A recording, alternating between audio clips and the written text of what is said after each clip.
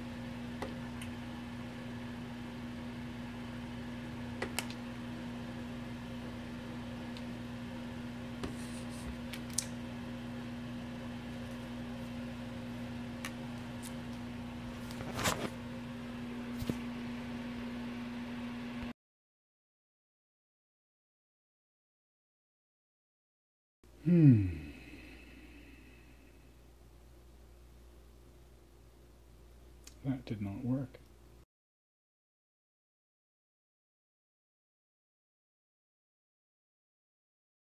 Oh, that looks much better. Much better.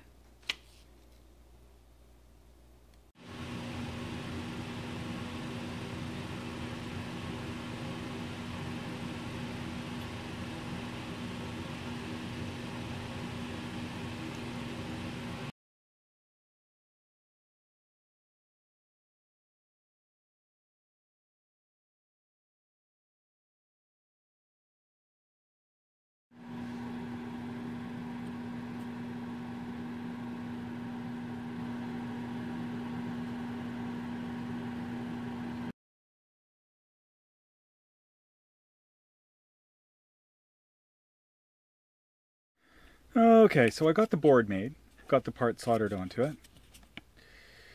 Made a couple of mistakes. The footprint that I used for the push buttons had the pins labeled differently than they were labeled in the schematic. So what ended up happening is I had both of these continuously shorting out to ground, and this is the reset pin, this is the program pin. Those are supposed to temporarily set something to ground. So the reset pin is supposed to be pulled. The reset pin should be pulled high, which is what this resistor is doing, except when you short it to ground, which is what that thing does. So I had it constantly in reset mode. Same thing with the program button. So I just swapped those for a couple different buttons. The other thing that I did was, well, actually, now that I think about it, I can put this back in the other way. That was a bigger problem. So I got this board all set up, and I thought that I had this this going high. I thought that since it's an LED, it should be pulled low. I don't know why I didn't check the schematic or anything like that.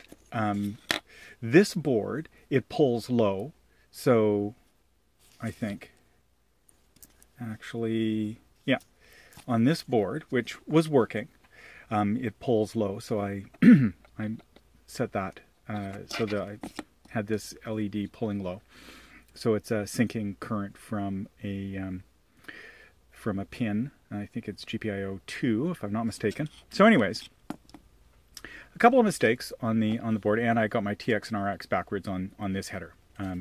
So that means I'm going to have to either use a bodge on this or have modify this jumper. But I'm going to make a new revision of this board anyways because of a couple of other problems. But anyways, let's just start in order. Okay, does anybody see what the problem is?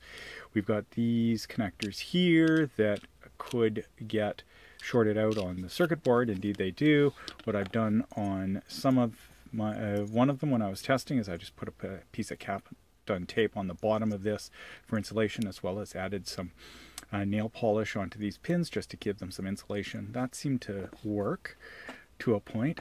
But the bigger problem is, and I don't know exactly how to describe the issue, but on these breakout boards for the SP-D266-12, you have the opportunity to put a 3.3 volt voltage regulator and then run it off of the RX-TX, and then you can bring power in from VCC. So what will happen is this is 5 volts in. Right now what they've got is a 0 ohm resistor bridging that, so it's expecting 3.3 volts. But if you bring 5 volts in, 3.3 out, and that's ground, then you can actually power it off of the USB connector that you use to plug in, because this thing has plus 5 volts. And actually this is a 3.3 one, but you can get them with 5 volts. So so you if you had a 5 volt TTY, or if you were just using a 5 volt USB to TTL logic, you could use a voltage regulator on this breakout board. But there's also two other things going on. There's a resistor here, which is a pull down for GPIO2, and there's this guy here, which is a 10K pull up for the reset pin. On my dev board, I've got a LED connected to GPIO2, and GPIO2 is also being pulled down with that pull down resistor.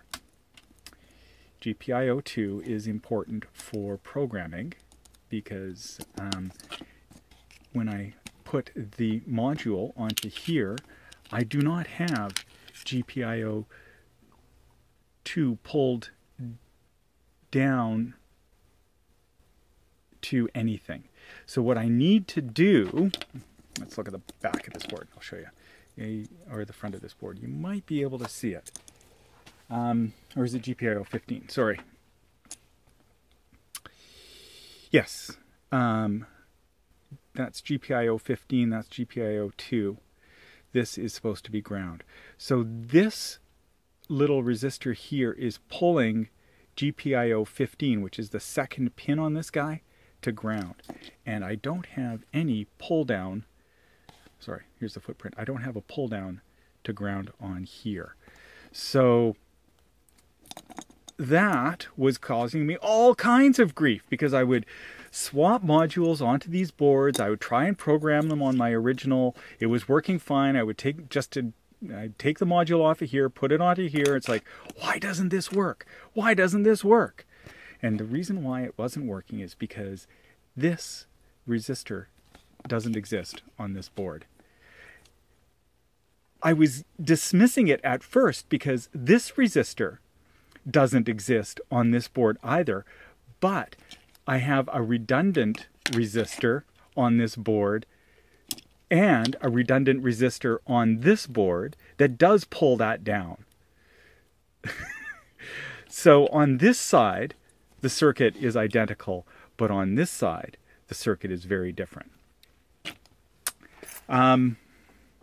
Man, I spent so much time pulling my hair out trying to figure that one out. But anyways, so now it's time to do a turn on this board, I think, because I'm going to, first of all, I'm going to try and bodge a small surface mount onto there just to make sure that what I was suspecting is true. And if it is, then I'll probably continue using it because it is just a surface mount 10K resistor, and leave it at that. And then I'll probably swap this resistor here, which is a pull-up resistor. It's a 1K now. What this 1K was doing in my dev board is actually trimming down this 10K resistor because it's in parallel to it's on chip PD, CHPD. It's on, that's a bit too bright. Yeah, 3 pins down. So 3 pins down, CHPT, that needs to be pulled up high. I've got a capacitor across it as well for filtering out noise from a power supply. But on this board here, chip PD is pulled down, or pulled high with a 10K resistor. So that 10K isn't in parallel with that 1K. So what in effect is happening is I'm trimming down that 10K resistor by putting a parallel 1K resistor by 10%. So now on this board, that means that this resistor here is not trimming anything, but it needs to be a bit bigger than a 1K resistor, probably a 10K is what they say. Anything between 1 and 10K is probably useful. I could replace it with anything, but I'll leave it to see if it works first after I plop on the bodge SMD. After I plop, well, yeah, I'll put some Captain tape on that, plop that guy down, and then we'll see what we get. Man, oh man, I banged my head on the desk several hours in length trying to figure this one out, but I think I found it. So I looked at a couple of old boards to try and find a 10K surface mount resistor, so I'll pull that guy off and we'll solder things up. Okay, so I put some Captain tape along there, left the bottom pads available for soldering, and let's plop that on there now.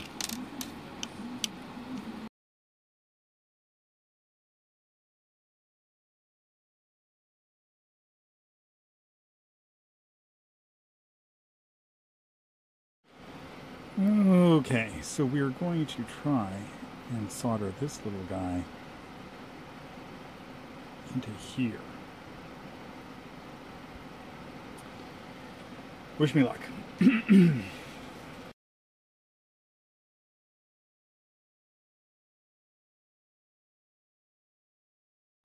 Okay, so let's plug this sucker in. Oh, yes. Now, that is the way that LED is supposed to behave, because that's the way it behaves on the other development board. When you press the reset, it'll flash once, so GPIO2 goes high, and then if I want to program it, I hold the program down and hit reset. Yes! Oh, that is much better. Man, oh man.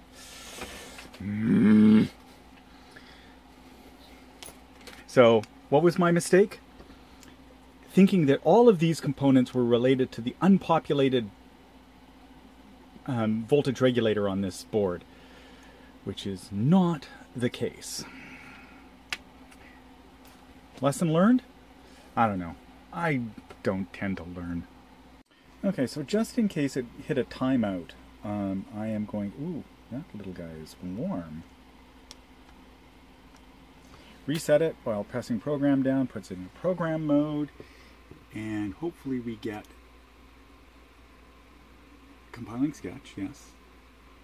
Start uploading. Yes! Yes, indeed. Okay. Now that just gets me to, yeah, that little voltage regulator is producing a lot of heat. That's not going to be running off of 12 volt. It's going to be running off of 5 volts or something even simpler. But anyways, on to the next problem. At least I can flash it.